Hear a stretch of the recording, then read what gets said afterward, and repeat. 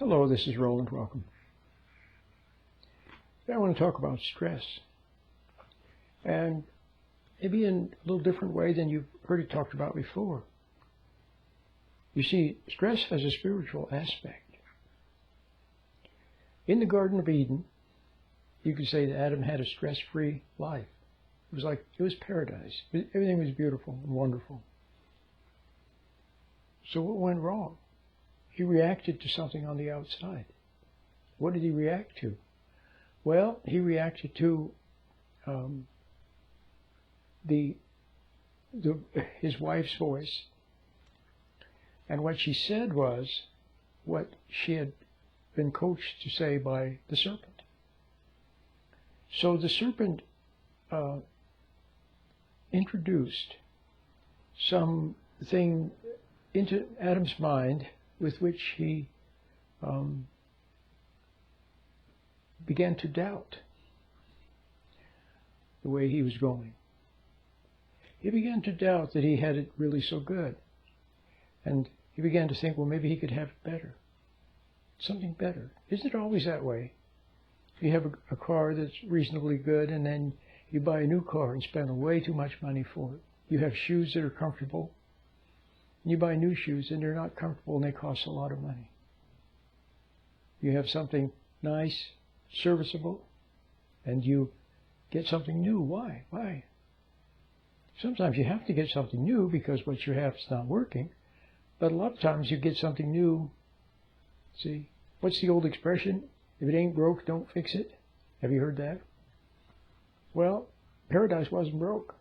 Adam thought he could make things better with a little effort on his part. And so he became ambitious to try something new, something different. Wasn't satisfied with what he had. Well, that was not good. So what was on the outside got on the inside. What he reacted to on the outside, his wife's voice, the words, the idea, the notion, got on the inside. And he was imprinted also by his wife, because he reacted to her. See, it wasn't her fault. It was what the serpent coached her to say. But whatever was there in the scene of the trauma, he reacted to and became imprinted by. So now what was on the outside was on the inside. The idea, the notion. See, the doubt. It wasn't even his doubt originally. The serpent cast doubt into him. The serpent said, did God really say that you wouldn't die? Hey, did he really say that? Or was he just testing you to see if you're man enough to try it on your own without him? See? So doubt got in. The images from the outside, the voice, the words, everything, it all got inside. And then what else got inside? Well, the forbidden food that he ate got inside. So do you see how what was on the outside got on the inside? And then paradise was lost. That's called corruption. See, corruption. Okay. Now listen to this. I want to read something. I just picked this book up. This is my book, A Brief Introduction to Stress Management. If you get my 4-part meditation, which is excellent, it's very beautiful, could do you a world of good. I call it the 4-part meditation, a classic meditation, and it's a suggested donation of $10. That's not a lot of money for what you get. And it helps me to stay on the air. Helps me a little bit. See, I have to buy the airtime on the radio. I pay for the internet access. I pay for everything. See, so a couple of bucks helps me. Okay? But here's the thing. If you get the 4-part meditation, you get this along with it. You get actually 2 ebooks, and this is one of them.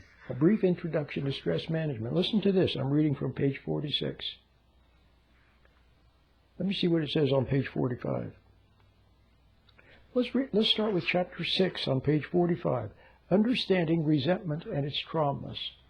That's what we're talking about, when the outside gets on the inside. And it's called corruption. See, it's involved in everything that's gone wrong with you. And how does it get on the inside? Well, let's see what it says here. We all begin life as happy-go-lucky free spirits. Little children are naturally full of joy and happiness. But as the years go by, we increasingly become nervous, stressed out, preoccupied, and even depressed. What has gone wrong? Obviously, we lost what we once had. We tend to blame others for this loss of happiness. We blame our parents, our partners, society, our job. Finally, we might even blame ourselves. What has gone wrong? What has happened is that there has been an evolution of misery, beginning at a certain point and then spreading to blanket our whole mind. Let's look at what happened so that you might discover what the key to recovery is. You see, when you lost your carefree spirit, it was in a moment of upset, resentment, or shock. It began in a moment where you reacted to some external circumstance. In that instant, the outside got inside. And then, from its new home on the inside, it gradually began to take you over. Now, doesn't that pretty much describe what I just said about Adam in the Garden of Eden? The beginning of the corruption and the fall of the human race. And doesn't that pretty much describe what happened to you? How your life has gone wrong? The process is replicated every time we become upset and resentful, when we lose our faith, or when we lose loving kindness. See? So what protects you? See, the outside is out there. All the people that are full of anger and all the people that are tempting and teasing, cajoling, challenging, they're all out there with all their problems and all their turmoil. It's all out there. Okay? And the lies and the deceit. See? To confuse you, to upset you, to make you doubt. It's all out there. It's out there. Do you remember when you were a little child? You were happy and carefree. You can remember that far back. Kids are beaten and slapped and teased, hurt at a very young age, sometimes in the cradle. But if you came from a halfway decent home, then maybe you can remember when you were a little child and you were still carefree and happy. You hadn't been corrupted yet, and upset and traumatized. Remember how every day was a joy, a day of discovery, and all around you, there were people that were miserable and unhappy, and people who were depressed, and people who were lying and robbing and stealing and cheating, and people who were doing all kinds of bad things, and people who were all messed up. See, it was all going on, but it was like it was another world. See? It's like it was another world. And you lived in a beautiful world, a happy world. Well, that's something like what it is. That's the way we're supposed to be. When you live with a day with the Lord, a life with the Lord. When you live in God's light, in the now, in the eternal now, in God's presence, and His light, His love. See, it's like a force field around you that protects you from it. It's still out there. It doesn't get inside. That's the thing. It doesn't get inside. And so your rapport with that, see, is what you want to maintain. That's why I have the meditation, to help you refine it. And then some hints in the 4-part meditation. I give you hints about how to maintain it, how to go out in life without reacting and letting it get in. Now, what protects this meditative state, this state of in God's light, where you have a force field around you, force field of faith, and a force field of love that keeps the bad out. So what maintains it? I just said it here. I said the process is replicated, the process of losing what you had as a little child is replicated every time we become upset and resentful, when we lose faith, and when we lose loving kindness. See? So patience protects it. Faith protects it. See? And not becoming resentful protects that state